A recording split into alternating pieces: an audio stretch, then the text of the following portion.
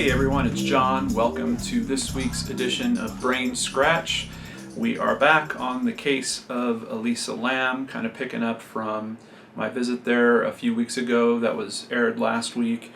There has been a lot of new information kicking around, and we've got a lot to talk about. So the first part of this series will be going into some of the new news developments and stories that are kicking around this case. In the second part, we're going to review some legal documentation that I've been able to dig up that gives us some new details, getting much closer to firm facts.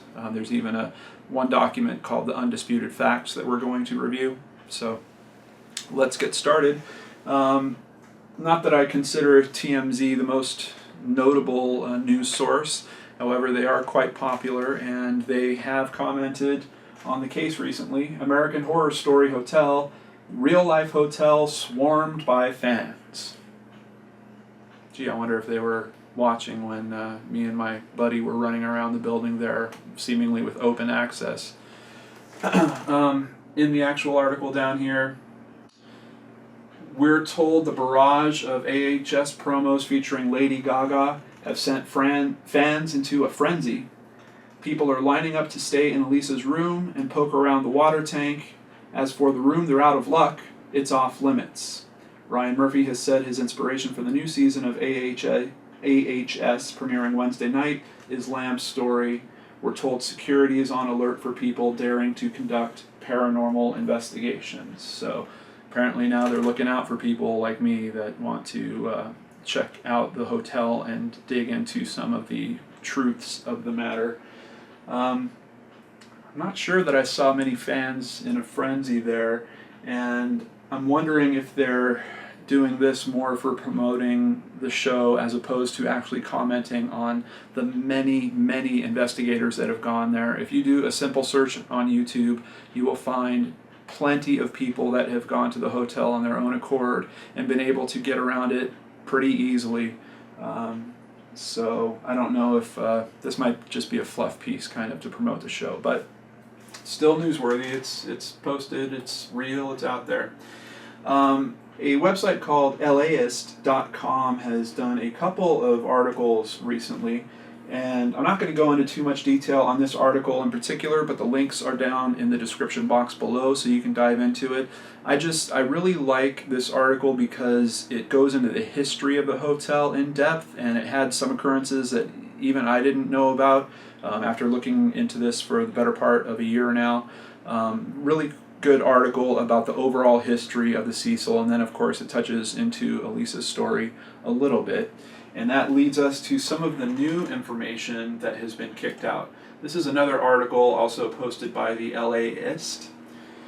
Cecil Hotel employee explains how he found the body of Elisa Lam. Now, frequently one of the things that is highly debated back and forth is about the lid to the water tank. And either we're going to solve those debates or we're going to kick debates into a whole new frenzy. I'm really not sure which way this info is going to go, but let's check it out. From the court documents, Santiago Lopez said he had begun working at the Cecil Hotel in 2010 as a maintenance employee, City News Service reports. He said that he only knew who Elisa Lam was because police had begun searching for her after her family reported her missing, and that he aided officers by opening the doors of various rooms in the hotel as they conducted their investigation.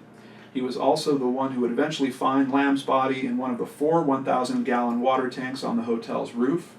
Guests were complaining about the low water pressure, so Lopez said he took the elevator to the 15th floor and took a staircase up to the roof. He had to first turn off the rooftop alarm, then had to climb up onto the platform where the 4 tanks sat, then he had to climb another ladder to get to the top of the main tank. Quote, "I noticed the hatch to the main water tank was open. And I looked inside and saw an Asian woman lying face up in the water, approximately 12 inches from the top of the tank," he said. Police had checked the roof during their investigation, but did not think to look in the tanks. I find that last sentence very unsettling, because if you're investigating the roof there, from the pictures I've seen, now I haven't been up there on my own, but you can get a pretty good sense of what's on the roof if you have Google Earth, or even if you just go to Google Maps and bring up the address. There's not much to investigate on the roof. It is largely a wide open flat structure. There appears to be some skylight windows up there, a couple of mechanical boxes, maybe some type of small air conditioning units, and then the most significant parts of the roof are the elevator. There's an elevator maintenance building up right next to the water tanks, and the 4 water tanks. So it's strange to me. The court documents now seem to be pointing towards the LAPD investigation and kind of weakening the credibility of the LAPD investigation in order to win their court case. At least that's just my opinion on the matter, but we'll get into that more in the video where we actually review the court documents. But very interesting article from the LAist, and this was sent to me by a couple of BrainScratch commenters. Thank you guys so much for getting this recent news to me. This popped right before I posted that last episode, so unfortunately I couldn't cover it last week, but we're covering it now. Now, around all this, another BrainScratch fan wanted to clue me into another case that is happening. This is current in Santa Fe, New Mexico. This is actually from SantaFeNewMexican.com, about a body that has been found in another water cistern. And of course, this is not an apples to apples comparison, but you start getting a bit closer to the same type of issues that we see in the Elisa land case. And I think it's important just to note a few things that are happening in this current case. The employee said occupants of the complex had noticed a foul smell in a parking lot for about 2 weeks. I thought it was a trash or a gas thing, the woman said. Another employee said visitors had been complaining about a bad smell in the area and thought it might have come from a dead animal. Also worth noting, in this case, the cistern actually had a lock on it, and I believe that is one of the things that's going to come up in the court case as potentially a threat to the guests staying at the Cecil. Is I'm pretty sure they're going to ask the question, why isn't there some type of lock on those water cisterns? If nothing else, to protect them from being contaminated and that harming other guests of the hotel, which essentially is what happened in the case of Elisa's body decomposing in there. If this was some type of true criminal act where someone was trying to do something nefarious, they could get on the tank, on the top of the tanks, and pretty easily put something that can make people very sick or even harm them worse into the water supply there. So I don't know why. What would it cost? $5 for a latch and a lock to be mounted on that? I don't understand why those water tanks have an open hatch on them that is able to just be opened by anyone that can access them. It doesn't quite make sense to me. Even outside of the fact that the roof is supposed to be an area for employees only, it just seems like a very small safety precaution that would be a very big benefit to the people staying at the Cecil, but that's just my opinion on it. So, just worth noting, in this case, there is no autopsy on this yet, so we don't know how long this body was in this water cistern, but the police were estimating that it had only been for a couple of weeks, and people here were noticing the smell, and this cistern, the lid was actually closed. The lock was snipped on it, but the lid was closed. So once again, if we think about that condition where you have police investigating the roof and the water tower is open, why are they not detecting the smell, especially when they had canine units up there and they were, I mean, you would figure they're looking for a body. This is a week after she was missing and they're checking the roof. I don't think they're looking for her to have a tent up there or something silly like that, or be living up there in some way. I'm pretty sure that at that point some of them were thinking we might be looking for a body. So just once again, all these questions start popping in my head. Why would you not look at that structure? It's the only thing to see up there. It's the biggest structure that's on the roof. Why would you not investigate the elevator machine room and then take a look at the tanks? All you would have to do is look at them. Open those hatches and poke your head in. Apparently, it's easy enough for a 21-year-old woman that has never accessed that rooftop before to figure out, but we have professionals supposedly conducting an investigation, and they're not able to do the same. It's very, very odd to me. Quite honestly, I don't know if we should be believing the testimony of the maintenance worker here. My co-investigator mentioned he could have been in shock from finding the body. His mind might have wiped out him opening the lid.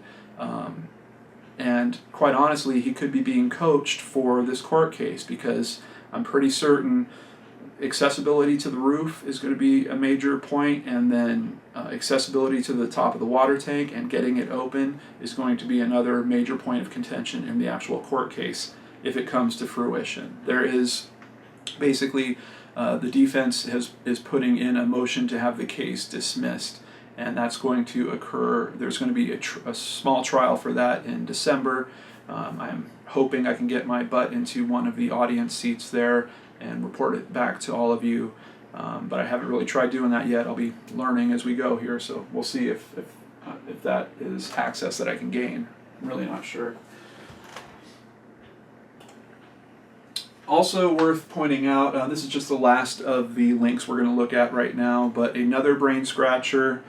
His name is Brett here. Apparently he is a private investigator who studies philosophy, criminology, ancient and modern cultures. He has spent almost 3 years in China. He can speak, read, and write Chinese, and he also breakdances. Well, he also does some really, really good blogging, so I'm going to have a link to his blog all about this case in the description box below. And for anyone that is new to the case, or anyone that just wants to go into a very in-depth analysis of the case, I highly recommend that you check out his blog. He has links to all of our social media, all nice in one place, a pretty good timeline, a very well-defined timeline, a lot of different thoughts about different aspects of the case, and he really has this great investigative approach where he's truly trying to remain objective and look at everything with a very fair eye. And of course, you guys know me, I really appreciate that approach on these cases. The evidence should be telling us the story, and he does a really great job of laying it out that way. So please check out his blog using the links below at Plexus. That is it for the kind of recent news stories and developments. I know American Horror Story is just starting this week, so we might see some more press kicking up around this. There's people in the comments that are kind of going back and forth on that. Some people think it's pretty crappy that American Horror Story is using this story. I actually had someone that lived in an area that American Horror Story had based a previous season of, and they hated what was done with their local legend, and that it was exploited and kind of misrepresented in a way.